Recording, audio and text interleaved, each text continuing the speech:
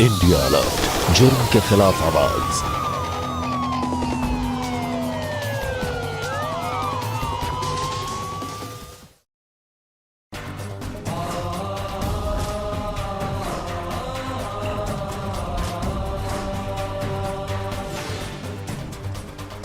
आज से घर का नैन, घर के अंदर जाने से पहले स्नान।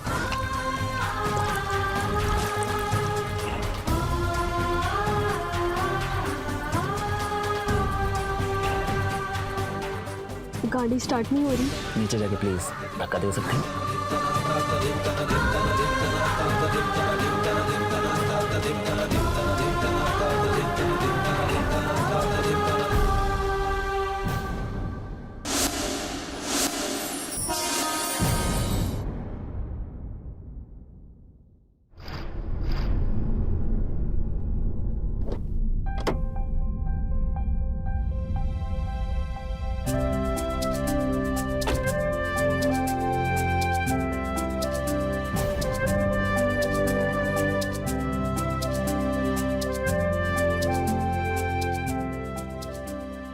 बहू, स्वागत है तुम्हारा। मेरा बेटा डॉक्टर ने बोला है घर पे। चलो, अब डॉक्टर के महंगे बिल से आजादी तो मिलेगी। अभी तो मैं सेकेंड ईयर में हूँ, अभी तक डॉक्टर बनी नहीं। डॉक्टर बनी नहीं तो बन जाओगी। शहर में मरीजों की कमी नहीं है और डॉक्टरों को आमदनी की। बिल्कुल सही कहा बेटा। अच्छा मम्मी पापा, आप लोग विदाई के बाद हमारे साथ क्यों नहीं आए? कैसे आता बेटा? तुम्हारे ससुर ने जो गाड़ी दी है ना, बड़ी सोच समझ के दी है। सास ससुर को बैठने के लिए जगह ही नहीं उसमें। पापा, मैंने मांगी तो महंगी कार थी। शादी के बाद अचानक उन्होंने ये खिलौना थमा दिया तो मैं क्या कर सकता हूँ? छोड़ो, ये बात ही तो चलती रहेगी। चलो, गृह प्रवेश की रस्म पूरी करें।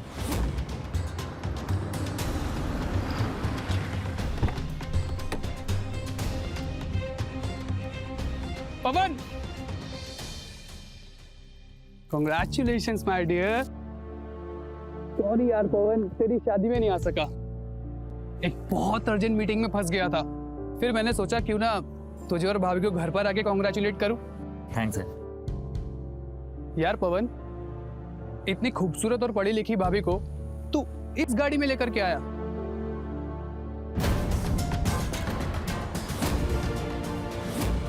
यार भाभी को अगर लाना था तो ठाट से लेकर के आता।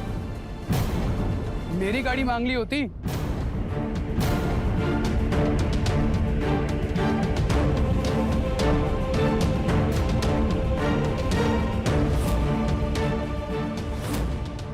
क्या देख रहा है? अब चल भी। देख पवन, तुझे अगर भाभी के साथ किसी रोमांटिक ड्राइव पे जाना हो ना, तो मेरी गाड़ी लेकर के जाना।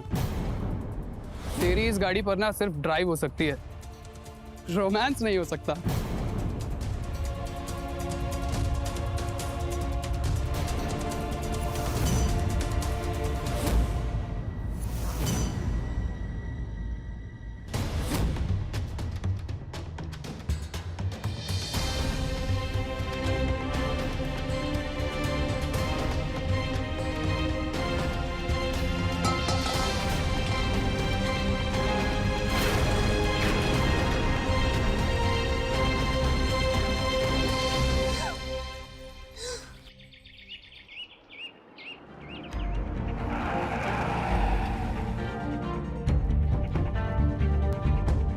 अरे भैया थोड़ा गाड़ी पीछे लेना। जबरदस्ती चल रही है क्या यहाँ पे? पहले मैं आया ना, उसे बोल वो गाड़ी पे चले। चल भैया बहस मत कीजिए, आप थोड़ा पीछे चले जाइए, उनको जाने दीजिए।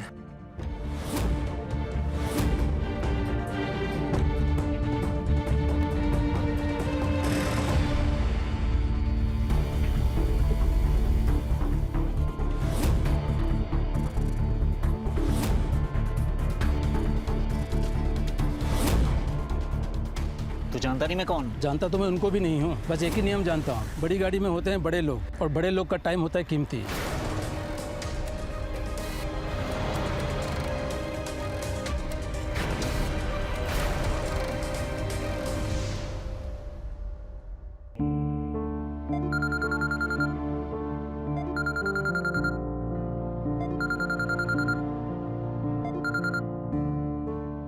हेलो। हाँ बेटा, कैसी हो तुम? खुश हो ना? जी पापा, आप सब कैसे हो? हम तुम्हें बहुत याद करते हैं बेटा, और तुम्हारे भैया भाभी भी बहुत मिस करते हैं। लो, अपने भैया भाभी से बात करो। तपस्या, नई नई शादी के चक्कर में पढ़ाई मत भूल जाना।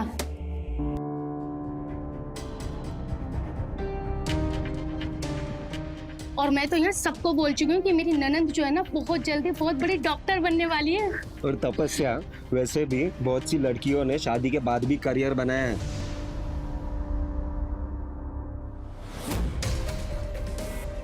अरे भैया थोड़ा गाड़ी पीछे लेना। बड़ी गाड़ी में होते हैं बड़े लोग, और बड़े लोग का टाइम होता है कीमती।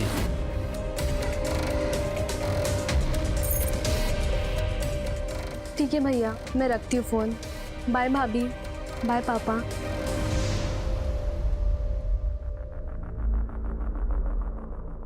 मेरा बस चले ना तो तुम्हें इस कमरे से बाहर जाने ही ना दो। जी करता है तुम्हारे इस बालों के अंधेरे में बस खोया रहो। जी, तुम्हें पता है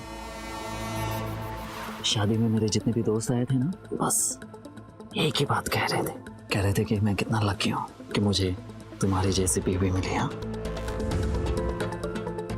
अच्छा यहाँ बैठ। ये हमारी सहेलियों ने मेरे बारे में क्या कहा? सब लोग ने आपकी बहुत तारीफ की। अच्छा, तारीफ की? झूठ बोलना तो कोई तुम लोगों से सीखी नहीं। क्या मतलब? नहीं, वो मैं तो ये कह रहा था कि वो तो मेरा मन रखने के लिए कह देंगे, है ना? अरे नहीं नहीं, सच में। कितना अच्छा मेहंदी है। हाँ,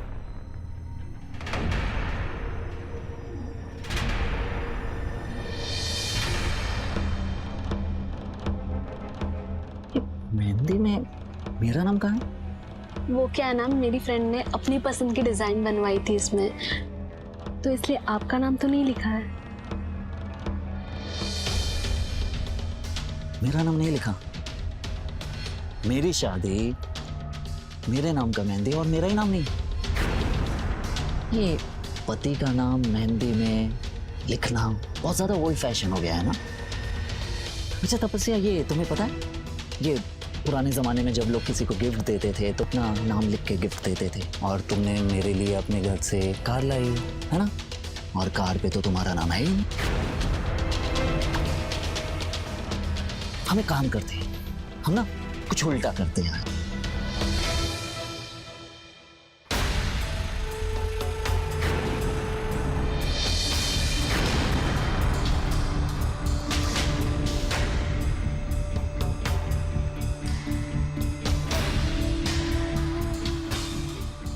तुम्हारे पापा की देवी गाड़ी की हाँ? ये ना मेहंदी कुछ अधूरा सा लग रहा है, तो हम एक काम करेंगे, गाड़ी पे तुमने तो तुम्हारा नाम लिखा नहीं है, तो उल्टा आज ये करेंगे हम कि गाड़ी का नंबर ना तुम्हारे इस मेहंदी पे लिखेंगे।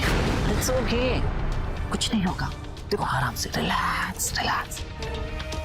अरे ये तो तुम्हारी फ्रेंड ने बनाया है, डिजाइनर फ्रेंड है, तो हम यहाँ नहीं लिखेंगे, हम गाड़ी का नंबर यहाँ लिखेंगे। पवन, जरूर हम लिखेंगे भी क्यों? क्योंकि तुम्हें जिंदगी भर ये याद रहे कि तुमने मेरे लिए अपने घर से कार लाई थी, कार।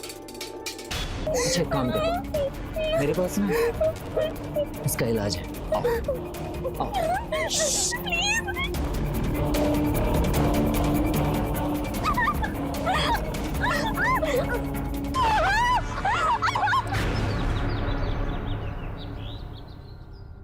अरे रवान जी, इस वक्त कोई खास वजह? खास बात तो खास लोगों के साथ ही की जाती है ना।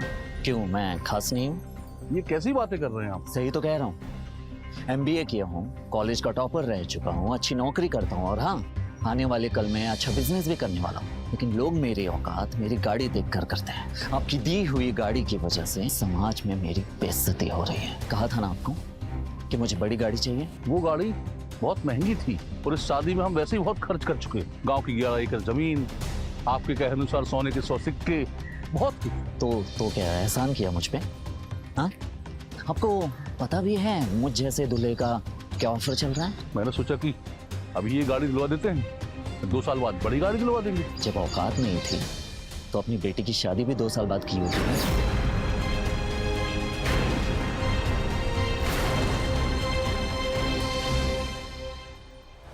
बहू नहीं आई। आ जाएगी, थोड़ा धीरज रखो। बहू, मंदिर में किताबों का क्या काम? वो ना मम्मी जी, मैं मंदिर से डायरेक्टली मेडिकल कॉलेज जाऊंगी इसलिए।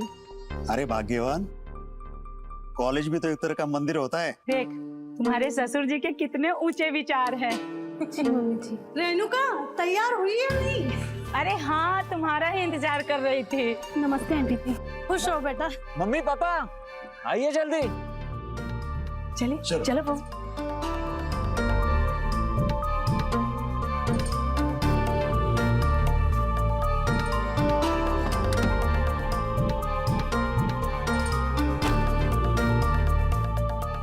अरे साधना, थाली संभालना, जरा सड़की ना। अरे जगह कहाँ है आप ये?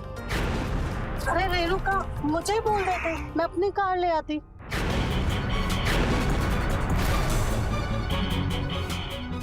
अरे आंटी, शहर के इस ट्रैफिक के लिए छोटी गाड़ी बेहतर होती है। और रही बात मंदिर की, वो तो 10 मिनट में आ जाएगी, है ना?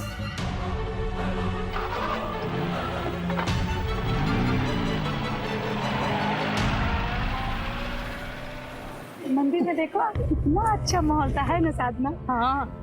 अरे साधना, अपने बेटे को बोल दे कभी मंदिर आया करे। क्या बोलूं, पूरा दिन आवारा दोस्तों के साथ घूमता रहता है। हे पवन, नमस्ते भाभी जी। यार पवन, तू तो कहता था शादी में बड़ी गाड़ी लेने वाला है, क्या हुआ? टायर पंचर हो गया क्या?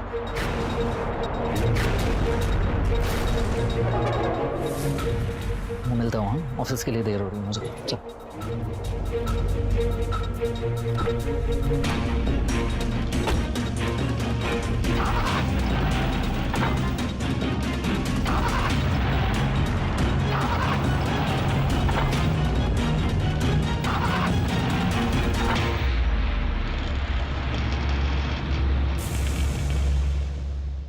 देखा भाई, सस्ती गाड़ी खरीदने का यही अंजाम होता है।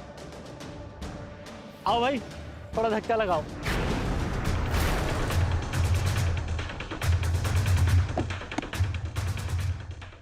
दम लगा के, दम लगा के। अरे यार, ये सचमुच चलती है या नहीं? दम लगा के, दम लगा के। अरे पत्थर की वजह से गाड़ी अटकी हुई थी। तो बेटा 2 साल में पूरे डॉक्टर नहीं बन जाओगे ना? जी आंटी जी। बहुत मुश्किल होता होगा, इतने पढ़ाई के साथ पूरा घर संसार संभालोगे तुम? जी आंटी जी, मैं पूरी कोशिश करूंगी कि दोनों जिम्मेदारियां अच्छी तरह से निभा पाऊं। रेणुका, तुम सच में बहुत खुशकिस्मत हो कि तुम्हें इतनी अच्छी बहू मिली है। मैं भी भगवान से प्रार्थना करूंगी कि मुझे ऐसी ही बहू मिले। ज्यादा जल्दबाजी ना करना मौसी। क्या है ना कि जल्दबाजी में कहीं ऐसी जगह रिश्ता ना जोड़ देना जहाँ पे समाज में आपका बेटा सिर्फ और सिर्फ एक मजाक बनकर रह जाए। शादी कभी भी औकात वाले खानदान में करना चाहिए, वरना लोग हंसेंगे।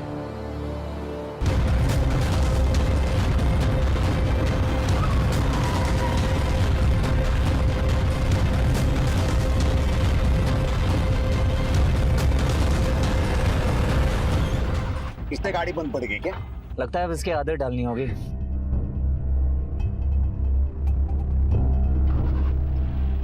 क्या हुआ, गाड़ी स्टार्ट नहीं हो रही? ये बात तो तुम्हारे पापा जी से पूछनी चाहिए ना कि इस कार की मुझसे क्या दुश्मनी है। वैसे तपस्या, तुम्हें लेक्चर के लिए लेट हो रहा होगा, है ना? और यहाँ आसपास में कोई दिखाई भी नहीं दे रहा है। अगर मैं उतर जाऊंगा तो गाड़ी कौन चलेगा? राइट? पापा की कमर में दर्द है, सो ये तकलीफ तो तुम्हें ही उठानी पड़ेगी। हाँ, नीचे जाके प्लीज धक्का दे सकती है?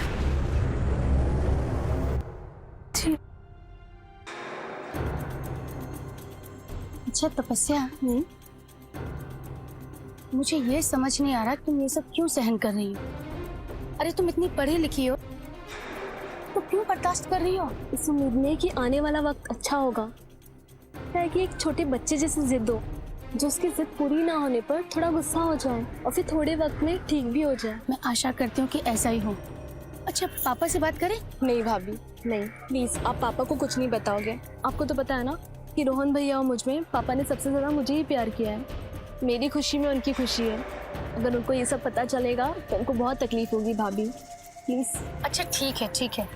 अगर तुम्हें कोई भी तकलीफ होगी ना तो मुझे तुम जरूर बताना। जी पापा। फिर हम दोनों मिलके ना उसकी अच्छे से खबर लेंगे।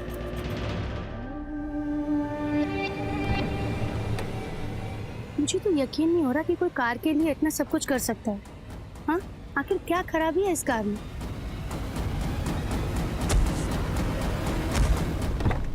संभाल कर, लगी तो नहीं ना? I'm so sorry, वो एक्चुअली मैं गाड़ी पीछे ले रहा था, मुझे दिखाई नहीं दिया। क्या है ना कि इस कार में ना तो बैक कैमरा है और ना ही back parking sensor, so I'm really sorry। लगी तो नहीं ना? नहीं पवन, ठीक हूँ मैं। आप कहें तो मैं आपको घर छोड़ दूं? अरे नहीं पवन। श्योर? हाँ, मैं चली जाऊंगी। ओके, आते रहिएगा। हाँ, मैं चलती। ठीक है।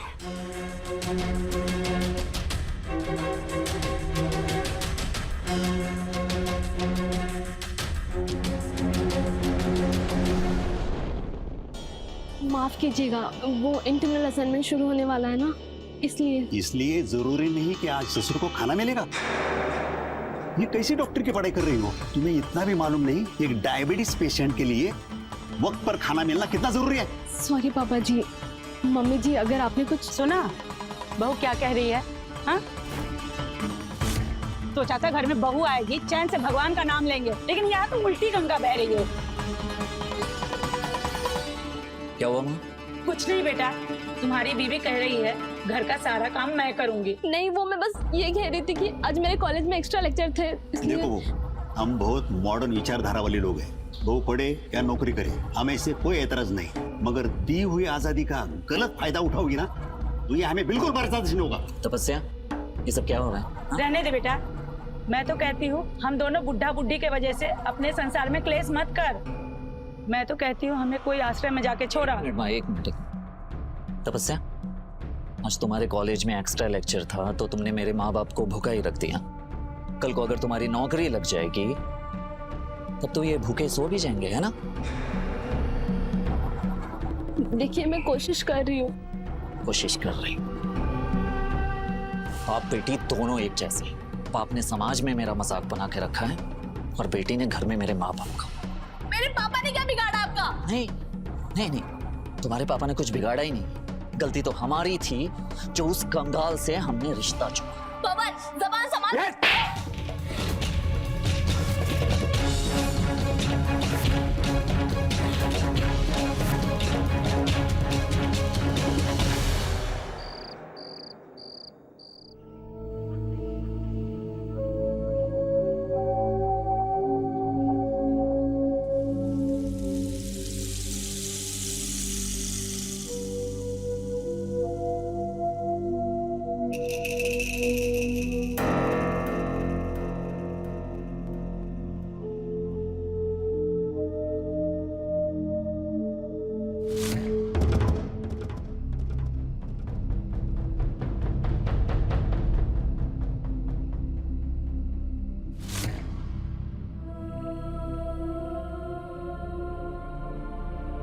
लगता है पढ़ते पढ़ते आंख लग गई होगी। हाँ, बहुत देर हो गई, सुबह 7 बजे की एग्जाम है, खाना भी बनाना है।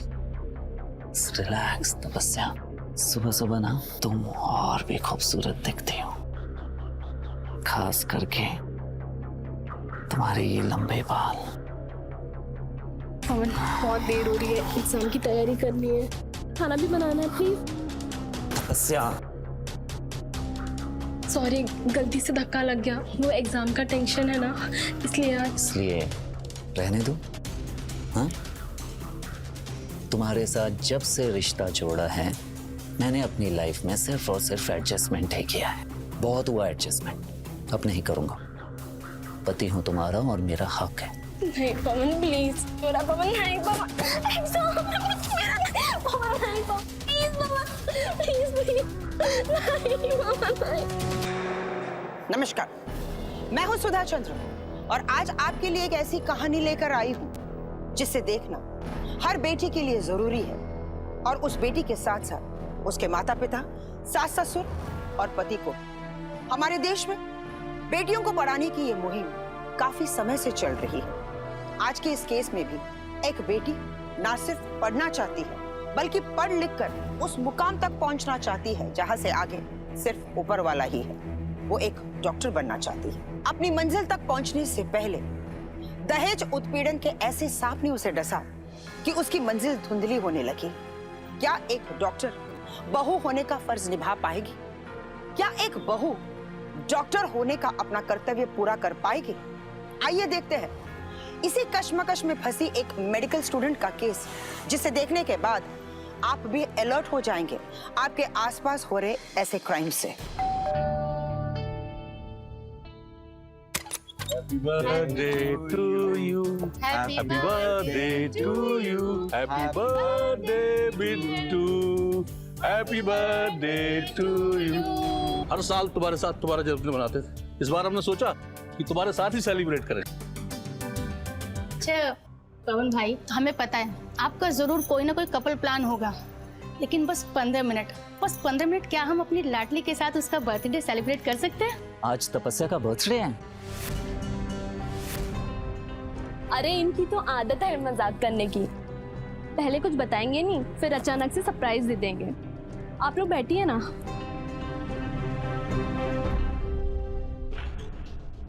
पवन प्लीज, मैं आपके सामने हाथ जोड़ती हूँ। पापा के सामने ऐसे रहिएगा जैसे कि हम बहुत खुश हैं। प्लीज पवन।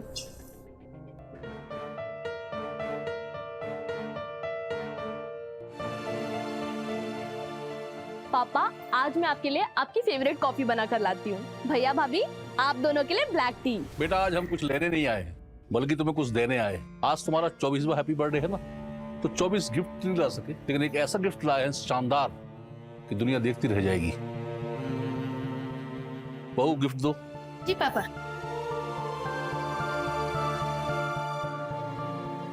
ये तुम्हारा favourite wrist watch. Thank you so much.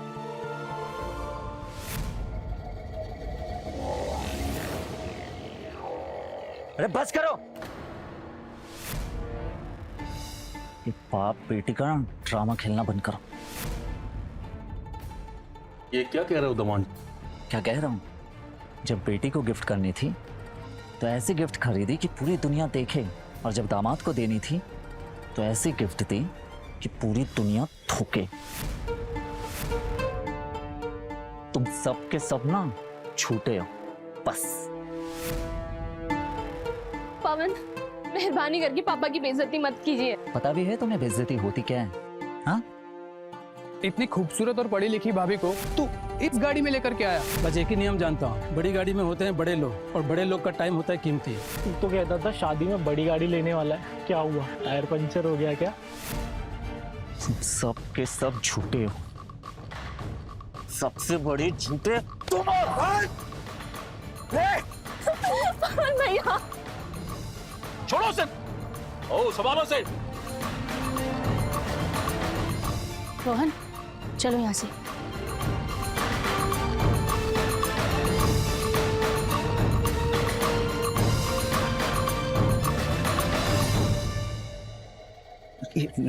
लगी तो नहीं ना?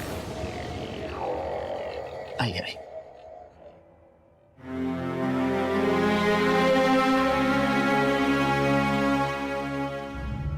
दरअसल बात यह है, अंदर जो कुछ भी हुआ उसके लिए मैं आपसे माफी मांगना चाहता हूँ। और ये जो आज के दिन आपकी बेटी को अंदर तकलीफ हुआ ना, उसका कारण जानते हो कौन है? कोई और नहीं बल्कि आप। उसका कारण ये कार है। आपको पता है, जो कोई भी इस कार को देखता है ना, वो मेरा मजाक बनाता है। दमान जी, इसमें मेरी बेटी का क्या दोष? नहीं, कोई दोष नहीं है, स्वाभिमान है, स्वाभिमान। और अगर मेरे स्वाभिमान को कोई चोट पहुंचाता है ना, तो मुझे गुस्सा आता है। और जो कुछ भी होता है इसके बाद आपने वो अंदर तो देख ही लिया होगा, है ना? दमान जी, जो कार आपने मांगी है वो बहुत महंगी है। बेटी की खुशियों की कोई कीमत होती है क्या? नहीं है ना? ये बात भला आपसे अच्छा कौन समझ सकता है? दमान जी, अगर वो कार आपको मिल जाए तो मेरी बेटी खुश। मैं खुश, मेरा पूरा परिवार खुश, जिस परिवार का हिस्सा आपकी बेटी है ना? चलता हूँ।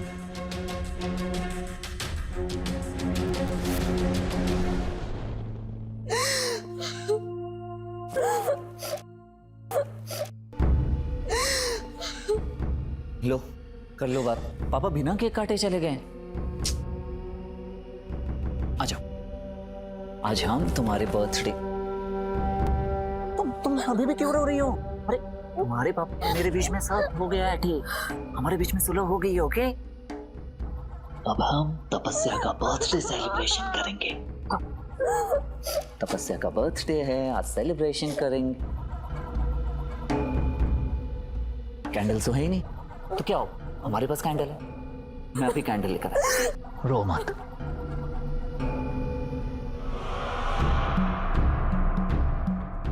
कैंडल्स आ गए। हाँ, हैप्पी बर्थडे टू यू। पकड़ो, कम ऑन, बर्थडे है, सेलिब्रेशन करेंगे। कैंडल को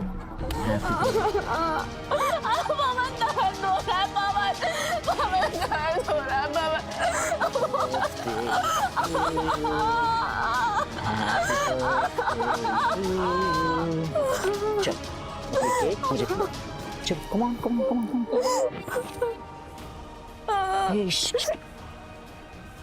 केक मैं कैसे खा सकता हूँ?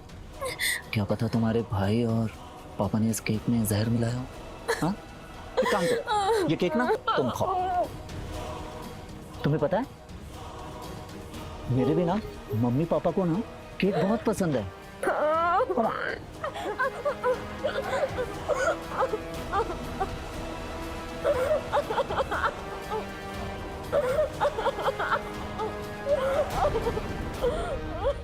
पापा, पापा, क्या ये सब आप घर गिरवी रख के पवन की कार के लिए 30 लाख का लोन ले रहे हो? बेटा मैं जो कुछ कर रहा हूँ अपनी बेटी की खुशी के लिए कर रहा हूँ। और क्या गारंटी है कि कार देने के बाद भी वो तपस्या को खुश रखेगा? पापा, रोहन सही कह रहे हैं।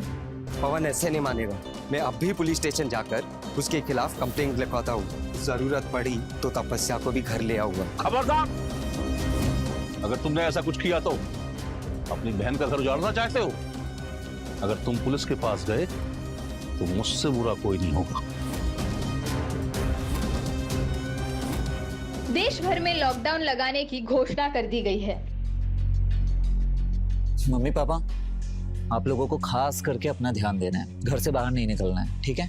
और हम में से कोई भी घर के बाहर कदम नहीं रखेगा जब तक सही नहीं पता चलता इस इन्फेक्शन के बारे में। मुझे तो बहुत डर लग रहा है बेटा। हॉस्पिटल से डॉक्टर निर्मला मैम का फोन था, सारे मेडिकल स्टूडेंट्स को ड्यूटी ज्वाइन करने की दरखास्त की है, मुझे जाना होगा। तो पागल हो गई? सुना नहीं तुमने कि ये इन्फेक्शन कितना खतरनाक है? तुम्हारी वजह से हम सबकी जान खतरे में आ सकती है। लेकिन लोगों को हमारी जरूरत है। से अब बकवास बंद करो और घर में रहो, ठीक है? हेलो, मैं तपस्या का पति बोल रहा हूँ और मैं उसे घर से बाहर नहीं जाने दे सकता। देखिए, इस वक्त देश में वैसे ही डॉक्टर्स की बहुत कमी है। तपस्या जैसी होनहार स्टूडेंट्स की हॉस्पिटल को जरूरत है एंड मैनेजमेंट वॉरियर डॉक्टर्स को गोल्ड मेडल एंड 5,000 रुपए प्रतिदिन भी देगा। वैसे ये डॉक्टर निर्मला की बात भी सही है। अगर हम देश के काम अब नहीं आएंगे तो कब आएंगे? वैसे एक काम करो, तुम जाओ देश की और समाज की खूब सेवा करो और साथ में अपना भी ध्यान देना।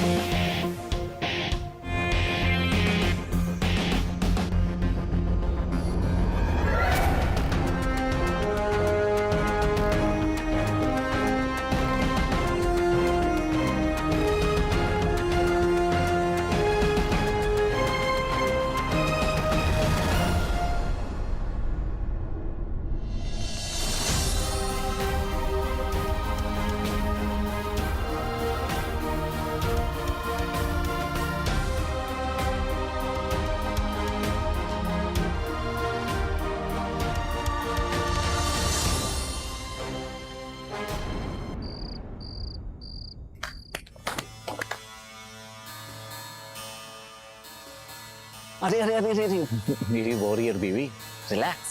भूल गई ये वायरस मेरे और मेरे घर वालों के लिए कितना खतरनाक है। आज से घर का नया नियम, घर के अंदर जाने से पहले स्नान, फिर घर के अंदर। ये क्या कह रहे हो आप? क्या क्या?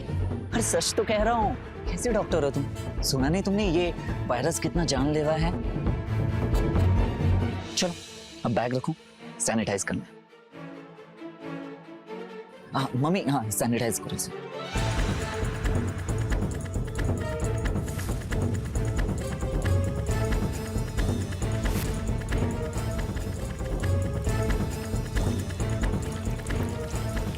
करेंगे स्नान। हाँ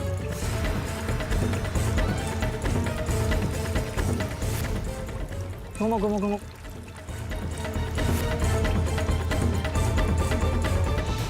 हो गया हो गया हो गया, रिलैक्स रिलैक्स। सोचा था तुम्हारे रहने का इंतजाम घर के बाहर कर दूं, तुम्हारे पापा की गाड़ी में, लेकिन तुम्हारे पापा की गाड़ी में जगह बहुत छोटी सी है। तुम्हारे पापा की तरह मेरा दिल नहीं है, इसलिए मैंने तुम्हारा इंतजाम अपने घर के पीछे वाले कमरे में कर दिए। हाँ अरे स्नान तो हो गया, अभी सैनिटाइज करना है। मम्मी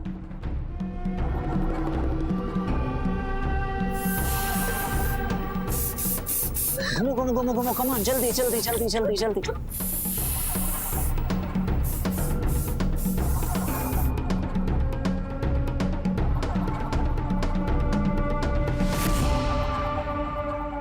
जिसका पूरी दुनिया सम्मान कर रही थी, जिसे सर आंखों पर बिठाना चाहिए था, उसी के घर में उसका ये हाल। क्रूरता के इस रेस में पवन ने दानवों को भी पीछे छोड़ दिया था। जब क्रूरता के ऐसे केसेस हम देखते हैं तो हमारे जहन में बस एक ही सवाल उठता है, क्यों? जहां एक तरफ तपस्या अपने तन मन से डॉक्टर होने का फर्ज निभा रही थी, वहीं दूसरी तरफ धंसती जा रही थी दहेज उत्पीड़न की जहरीली दलदल में। जो लोक हित में कुर्बान होने के लिए तैयार थी, क्या वो अपनी हित की रक्षा कर पाएगी? इस जाबाज कोरोना वॉरियर के साथ आगे क्या होता है, आइए देखते हैं। इन डॉक्टरों को कुछ नहीं पता है। गुरुजी ने कहा है अगले महीने के सूर्य ग्रहण के बाद सब कुछ पहले के जैसा हो जाएगा। बैठे बैठे घर पे दंग उठता है। ये बहू को अच्छी आजादी मिल रखी है, पति जो घर बैठा है, और पत्नी जब जी चाहे घर आती है, जब जी चाहे जाती है।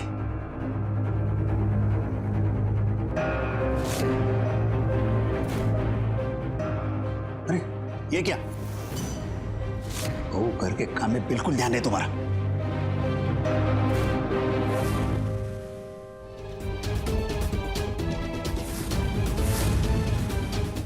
सारे पैसे दिए?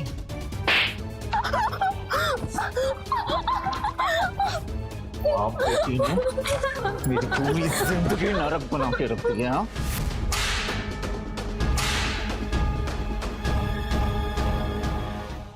क्राइम अलर्ट, जुर्म के खिलाफ आवाज।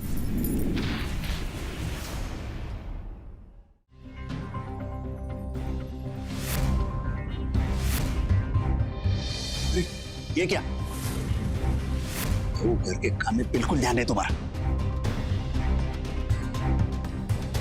जब मैं ससुराल आई थी तब सर पे पल्लू लिए बिना रसोई में घुसने नहीं दिया जाता था। अब देखो बहू को हद से ज्यादा आजादी देने का नतीजा। माफ करना मम्मी जी, वो हॉस्पिटल में एक इमरजेंसी है तो जल्दी जल्दी में। अरे मम्मी, मेरी तपस्या कोई आम बहू थोड़ी ना है, कोरोना वॉरियर है, समाज सेवा करते हैं, ये थोड़ा एडजस्टमेंट करना पड़ेगा।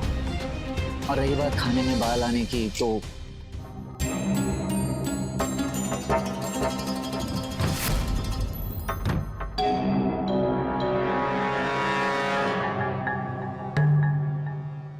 सॉरी पवन, अगली बार से ऐसा नहीं होगा। अगली बार? सॉरी पवन। ये तपस्या आपने बुलाया मैडम? काय सारा तपस्या, बहुत दिनों से देख रही हूँ तुम दिन ब दिन बड़ी कमजोर पड़ती जा रही हो। चेहरा बघ किती पडला है तुझा। हाँ मैम, बस वो। तपस्या, मैं भी एक औरत हूँ और शादी होने के बाद जिम्मेदारियां दोगुनी हो जाती है, मुझे भी पता है। पर लोगों की सेवा करने के लिए अपनी सेहत का भी तो ख्याल रखना ही होगा ना। जी मैम। हालात सुधर रहे हैं और पेशेंट्स की तादाद भी कम हो गई है। हमारे एफर्ट्स के लिए गवर्नमेंट भी सम्मान दे रही है और मैनेजमेंट ने जिन लोगों ने कोरोना ड्यूटी की है उनके लिए वेतन भी दिया है।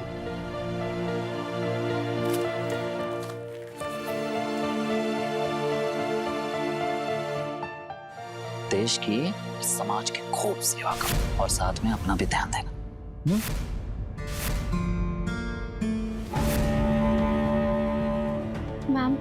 मैं ये चाहती हूँ कि ये पैसे मैं कोरोना रिलीफ फंड में डोनेट करूँ ताकि इससे गरीबों की मदद हो।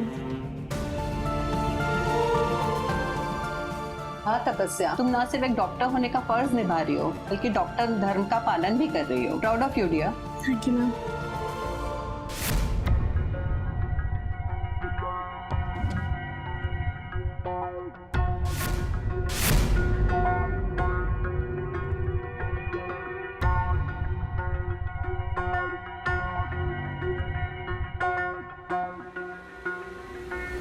क्या है ये?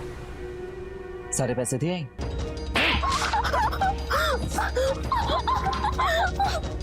आप बेटी ने मेरी पूरी जिंदगी नरक बना के रख दी है। हाँ?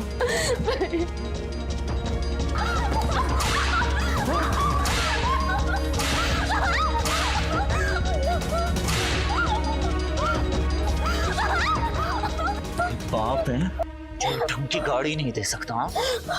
जब कुछ हो तो कहता है बेटा महान बेटी जो लाखों रुपए दान कर रहा। पता नहीं कौन सा पाप किया था जो ऐसा रिश्ता मेरे नसीब में आया। तुझसे शादी करके ना मुझे सिर्फ और सिर्फ जिल्लत ही मिली है। और आज के बाद तुझे इस घर में ना सिर्फ जिल्लत ही मिली।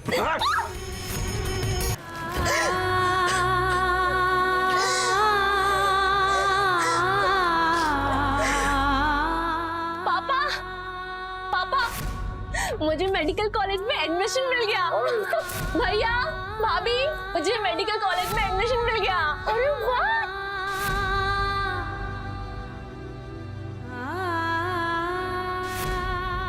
तपस्या, लाखों में एक लड़का है पवन, और पता है तुम्हें बहुत खुश रखेगा।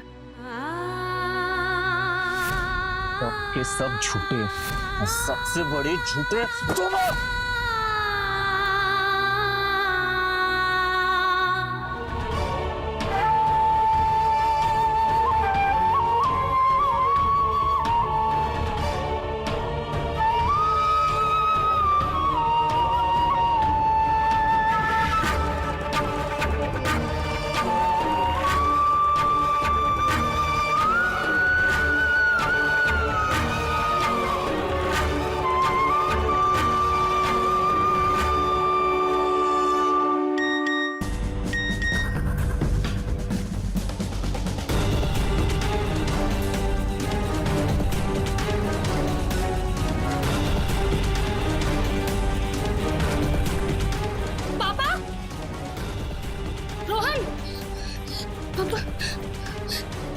तपस्या,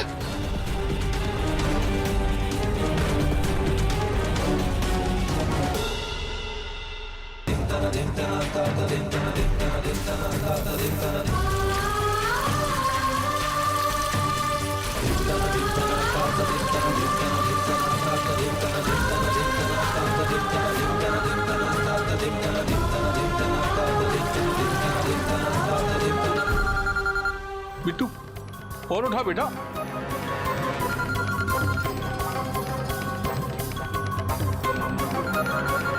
घंटी तो जा रही है, ये फोन क्यों नहीं उठा रही है तपस्या? बाहर निकलो साहब, मेरी बेटी आत्महत्या नहीं कर सकती। मैं प्लान करके मारा है मेरी बहन को। इन्होंने दहेज के नाम पे हमें लूट लिया और फिर भी इनका पेट नहीं भरा। मेरी ननद को इतना सताया मेरी ननद को। सर, पोस्टमार्टम की रिपोर्ट आ चुकी है। सर, इस रिपोर्ट के आधार पर पता लगाना बहुत मुश्किल है कि हत्या है या आत्महत्या है। जाओ, बाहर की भीड़ को शांत करो। Okay sir. साहब, ये छूट जाएगा? नहीं, अब तो ये यही दुआ करेगा कि इसे लंबी सजा मिले, क्योंकि अगर इसे समाज के हवाले कर दिया गया तो उसका अंजाम क्या होगा ये भी जानता है।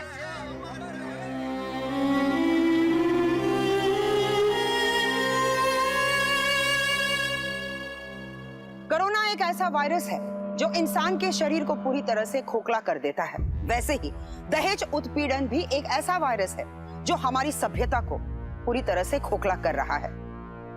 कोरोना वायरस के लक्षण को नजरअंदाज करना मतलब जिंदगी के लिए जानलेवा साबित होता है। वैसे ही दहेज उत्पीड़न को नजरअंदाज करना इंसानियत को शर्मसार करता है और अक्सर ऐसे केसेस में लड़कियां कुछ नहीं बोलती और अगर बोलती भी है तो उनके घर वाले नहीं सुनते। नतीजा बेहद दर्दनाक। एक कोरोना वॉरियर अपनी जान की आहुति देने के लिए हमेशा तैयार रहता है, मगर इस तरह ऐसी घिनौनी रीति रिवाजों को जिंदा रखने के लिए कब तक तपस्या जैसी बेटियों की आहुति हम देते रहेंगे? एक डॉक्टर हमारा इलाज करके हमारा दर्द मिटाता है और हम है कि उनका दर्द समझ ही नहीं पाते। पिछले 2 सालों से डॉक्टर्स ने हमारे लिए जो कुछ भी किया वो इंसानियत हमेशा याद रखेगी और दंगल की ऑडियंस की तरफ से उन डॉक्टर्स की कुर्बानियों को हम सैल्यूट करते हैं। इसी के साथ मैं सुधा चंद्रन आपसे विदा लेती हूँ इस वादे के साथ कि एक और सच्ची घटना के साथ हम फिर मिलेंगे। तब तक स्टे सेफ, स्टे अलर्ट और देखते रहिए क्राइम अलर्ट, जुर्म के खिलाफ आवाज।